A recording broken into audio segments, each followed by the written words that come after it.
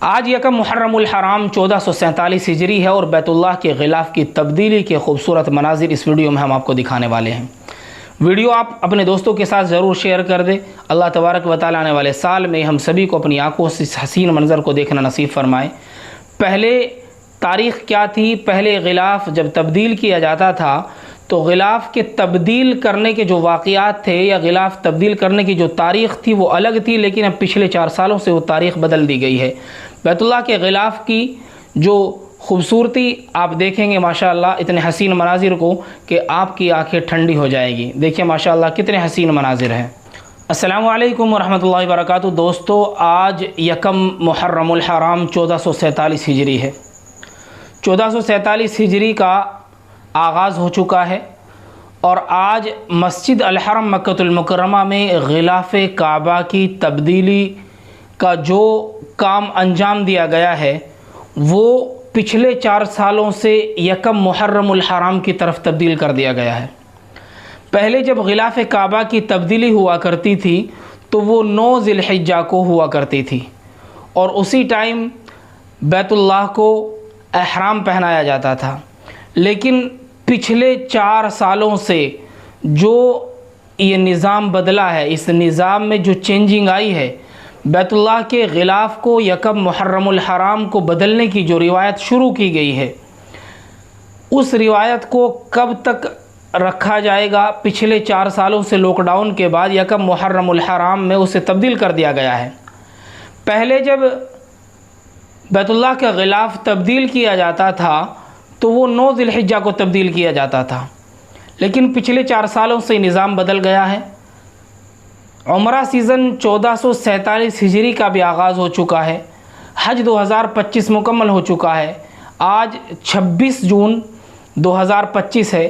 عشاء کی نماز کے بعد جب رات میں بیت اللہ کے غلاف کی تبدیلی کا واقعہ ہوا تو اس خوش نصیب منظر کو دنیا کا کون مسلمان نہیں دیکھنا چاہے گا؟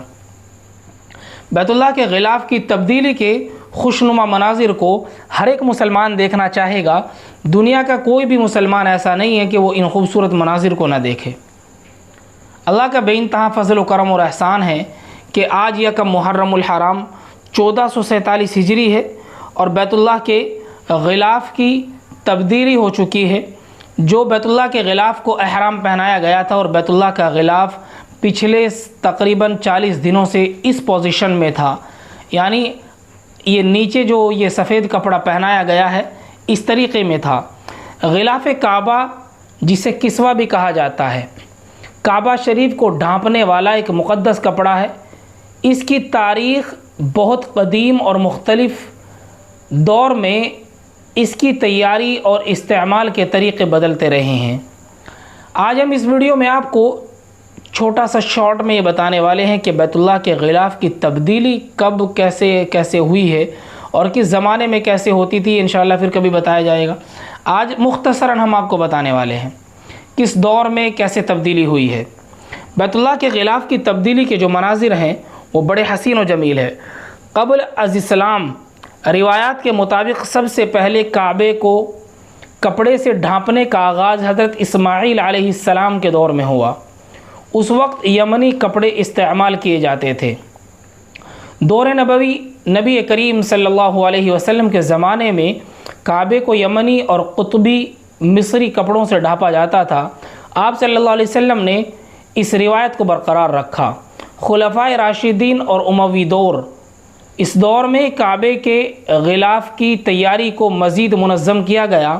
خلیفہ عمر بن خطاب رضی اللہ تعالی عنہ نے کعبے کے لیے مخصوص کپڑے کی فراہمی کا انتظام کیا۔ عباسی خلفاء نے کعبے کے غلاف کو سیاہ رنگ کا بنانا شروع کیا جو آج تک رواج میں ہے۔ اس دور میں کسوہ کی تیاری میں ریشمی کپڑوں اور سونے چاندی کے تاروں کا استعمال عام ہوا۔ عثمانی دور، عثمانی سلاطین نے کعبے کے غلاف کی تیاری کو عظیم الشان بنایا۔ مصر میں ایک خصوصی ورکشاپ قائم کی گئی جہاں کسوہ تیار کیا جاتا تھا۔